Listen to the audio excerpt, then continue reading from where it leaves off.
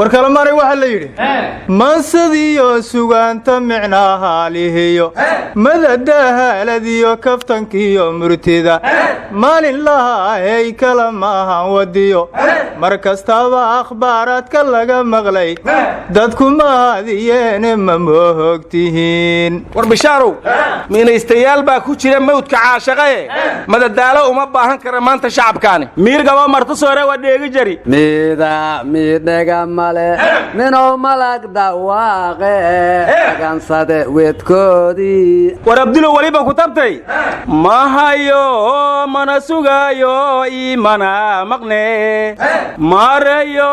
sidee buu dhibkani maskaxdiiyo qalbiga uga meer maya warmadayo adiguna waxaad ka tagtay mawdka waad ku samartaa mayada waad ku dheragtaa murankuna sad weeye isha milic sigeediyo maalin aragna waadane allah u naxariistay abwaan hadraawina hadda koor wuxuu yidhi sidii maansho loo yidhi allahayow mariiqiyo aanu maanku naga tegin miyirowna kaalmee kalamaanay waxaa kaloo la yidhi halqabsiya macdina iyo murtiyo gabay la soo miiray ruuxii madiixiyo midaan muuse karin weedha maag iyo maxaayaab dadkan maanta kala haysta aryadaha kalamaanay maxaad la yaabteen maantay agaa war cabdillow miyaadan maqal moogtahay magaalada muqdishaynu joognaa huteeladii magaalada ahay muri iyo dahabka madfac siday ku yeeleen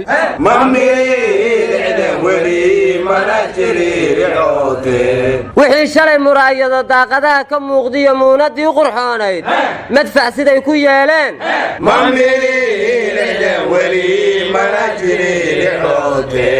war maalka waa la helaaye dadka malakumawdkii ku haleelay meeshaas eheladay ka maqan yihiin murugaday la nool yihiin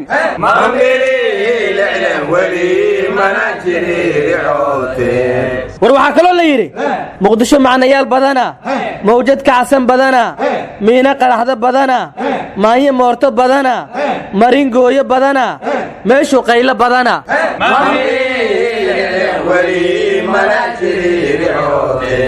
war waxaasaa sheegaysoo dhan iyo makiinadii cajiinkaba mar horaa la demiyey war ma haysiina maanta golihii wasiirada ayagoo ka damqanaya dhibaatada soomaaliya haysata ayay bannaanbaxeenaa la yidhi war bannaanbaxyadii iyo daljirkii laga celin jiray miyay soo xasuusteen bannaanbax nabad iyo nolol baan ka filanaynaye dan qaran baa bannaanbaxday war maahana wax noo sheega aga war miyay iscasileen warawowad lagu bannaanbixiyo balaayo umbaad sheegtaane golaha wasiirada way banbaxeen waa la gardaadiyey miyaad leedaha war horta waxaan idiin weydiiyey dowladda iyadaa lagu bannaanbaxaahe xukuumaddu yay ku bannaanbaxday maxayse ka cabanaysaa war hadda koor waxaa la yidhi ninbaa isagoo geel la jooga geelii laga qaado col soo weeraray galabtii uu ciddiisii ku laabtay geelii aawey baa la yidhi waa lala taguu yidhi oo col baa dhacay adna maxaa samaysay baa la yidhi markaasuu yidhi maxaan samayn lahaa caybaan kala daalayey marka hadda xukuumad kastaa markay shabaab balaayo geystaan oo qaraxyo waaweyne magaalada ka dhacaan cambaaraynna way kala daalaan magacyo foolxunna way u bixiyaane xukuumaddan dan qarani maxaa dheeriyahay waddaa war mar hori waliba leeray cambaareen odow mukoreebasa warnimayo waxaan maqli jiray adhi shabeel laga jira ma goosmo waree dhahayan nimayo anugu riyo iyo shabeel iyo buur iyo qarkaa fuushaan iyo bannaanbax idinma sheegine ra'iisul wasaaraha iyo xukuumaddiisu waxay meel gaara u fadhiisteen shir gaar ahoo laba beri soconaya oo looga hadlayo xaaladda soomaaliya iyo barnaamijkii xukuumadda ee baarlamaanku ansixiyey sidii loo hirgeli lahaa war ra'iisul wasaaraha iyo xukuumaddiisa waxaan kula talin lahaa xukuumadihii idinka horreeyey barnaamijkooda say u hirgelin lahaayeen ayagoo ka shiraya wakhtigu ka dhammaan jiray marka ku cibro qaatoo ha ku daysanina ummaddana wakhti ha ka dhuminina ma dhammaado wakhtigaad soo dhowaysataaye dheeraa muddaduye ya dheegi jari hurdada lama bogto horseed laba naste hawlgalaay war iyaguna ma ku jawaabeen hawl kama daalin weli waa hogadi hawl kama daalin weli waa hogadi wareedhahay warka waa qastiin waana la waalatiine shirka gaarka ah ee golaha wasiirada furitaankiisii waxaa ka qayb galay gudoomiyaha golaha shacabka Sheekh Aadan Madoobe haye ma labadii golaa isku milmay warnay gaashaankii hore ninka noo jeeyan atan nin bilaawayna aga waradagooyin miyuun golaha shacabku soo ansixin golaha wasiirada waradha warka naga dhex gelinine gudoomiyaha golaha shacabku waxaan sheegi jirnay horena dawladdu aysan u sheegin ayuu maanta sheegay wuxuuna yiri dad u shaqeeya dawladda ayaa shabaab la shaqeeya oo u fududeeya shirqoolada ay wadaan muraadkooduna wuxuu yahay buu yiri dawladda cusub inay fashiliyaan haddaan ayaga la fashilinna shaki kuma jira inay fashilinayaan sababtoo ah waatii hore loo yiri mid bashaar ha qaatiyo hub iyo shaabad gooniya shaydaanba shaydaanka kale wowshan togayaaye shaki male inay laba shabaab wada shaqeeyaan araxmadow hadaali nimanku dad shaqeeya weeyoon wejiga shaabad ku lahayne ludaayki guuriisa gola reebyaleya warmadeeyow ayax tag eelna reebow ku yiri wah may kala kiin sheegayaan waran la gub hedaa kolkaas oo in xafiisyada iyo dadka joogaba la kala hufo la kala saxa maaha war waa wareey war goorma fayraskaasina xafiisyada gaaray war ma ogaataa waa weynaa la xamanaya mar hore war waxaa la sheegay oo dad badan oo cadeeyeen maalin dhaweyd markii la weerarayo hotel xayaat in rag ciidanka kamid ah taleefano loo soo dirayay aga war matali iyo digtoono way dhaheen ala kulli xaal hoos iyo korba ha la isku hubiyo turubka biiga laga saaro meel leeda siingiyoonay saadka halshal biyo ereena waran la gubka bur iyo biyo in loo kala baxo waa lagama maarmaan aryaadaha samigay cabdullana waxa uu yiri wixii dhaacaya yay dhiibeen dhul dukumiintiya dhaxle wixii dhaacaya yay dhiibeen dhul dukumiintiya dhaxle war cabdullah 5 sano waxaan sheegaynay hadday madaxdu shuufeen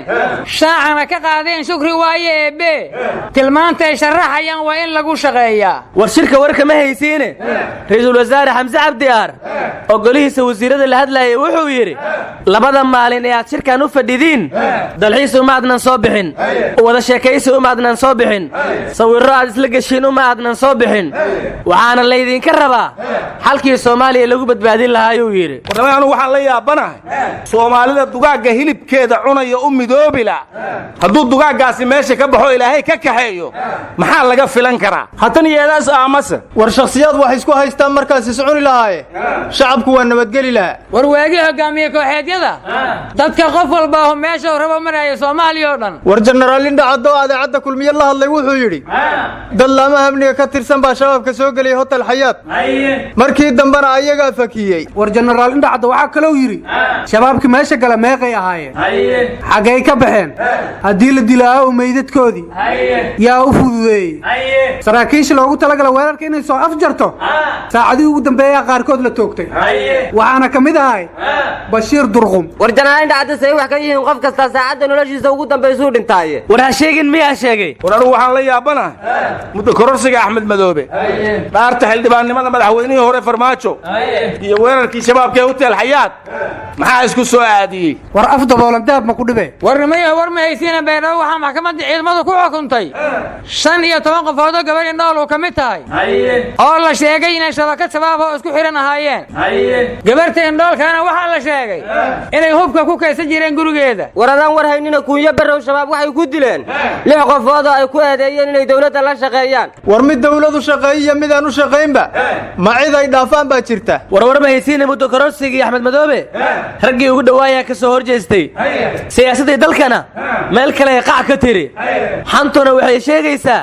in isbahaysi kale oo la yaab leh oo maalmaha soo socda soo baxayo kaasoo ka dhaxeeya lafta garani iyo Axmed Madoobe wardani iyo qormay ku biirayaan war horta Axmed Madoobe ma boqorka Jubbaland inuu noqdo rabaa aga wariyaa ka mudan sayidka boqor laga dhiganaa warnimo rag waxa uu liitaa la yiri ninka wuxuu diiday asaagii ku daya marka Axmed Madoobe waa kii dhigi jiray Farmaajo muddo kororsi ka yeeli mayne maanta ma asagiya kororsaday war waxaan la yaabanahay madaxda Soomaalida muddo kororsi mooyee mid muddo ka dhimis ogol xitaa bil barkeed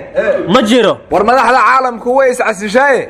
muddo kororsigan la deedeeyo waa maxay war Allah u naxariista madaxweynaha aadan cadde muddaxileedkiisii oo wax ka dhiman yihiin oo iska taagaa la yidhi baasha madaxuu ma qabin miya girgis yoonay danwalihayti mooshii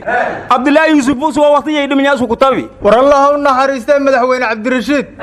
asagoo waqtigiisu dhammaan buu ka tegey war maxamed siyaad baa soo tegi maayale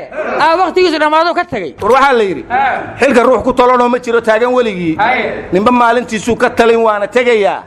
intay tiisu socotoo shakhsigu tiin baraha haysto dadka wuxuu taraa lagu tixgelin noqonna taariikh waroor mahaytiina guddoomiyaha guddiga doorashooyinka madaxa bannaan xaliime yarey waxaa loo doortay guddoomiyaha guddiyada doorashooyinka dalalka carabta oo dhan war carabta doorasha kama dhacdee xaliima maxay guddoominaysaa war doorashadii soomaaliya xaliima qaba laheed waa tii laga diidoo layidhi mid dadbanaan rabnaa marka carabtu ma tii dadbaneeday u xiiseen eratun aragay ashuunka fuula biyi masheena doona warmadeeyo war mahayside midda dadban xataa carabtu ma haysato waa yahay guddiyada xaliimo guddoomiyaha looga dhigay fashion miya barankii wu ma huwa election miya war mahaysiina guddigii doorashada kenya waxay dhaheen shaqaale ka tirsan guddigaa la weeraray ogaada weliba kenya weli waxay ku jirtaa murankii doorashada war garsooraan ku kala baxaynay ku dhaheen qaladna maaha war ma siyaasad iyo sharci la isdhexgeliyaad leedaha qalad maaha war sharciga haddii lagu kala baxayo ma qalad ba war gari laba nin kama wada qoslido kollay mukulaal goorgobasho biyi muku waraabasa war cabdiraxmaan shukur wuxuu yidhi haddii raashin la'aanta iyo abaar dalka jirta lagu sii jiro waxaa laga cabsi qabaa in dadku ay bannaan baxaan aga war madada abaar haysaa bannaan bixi ma dhaqaaqi karaane war cabdiraxmaan cabdishakuur wuxuu yidhi simaye saahiraa dhaco igu sawiru socame war allah kaa cafiya cabdiraxmaan shirib ma yaqaani soomaali dhoylay horay ma uu soconaa ya dheegi jari war waxaad ka tagtay misasaba xumaantiyo silaacaad ku noolaan war hadda waxay mare ma soconnaa ee nagu kala wada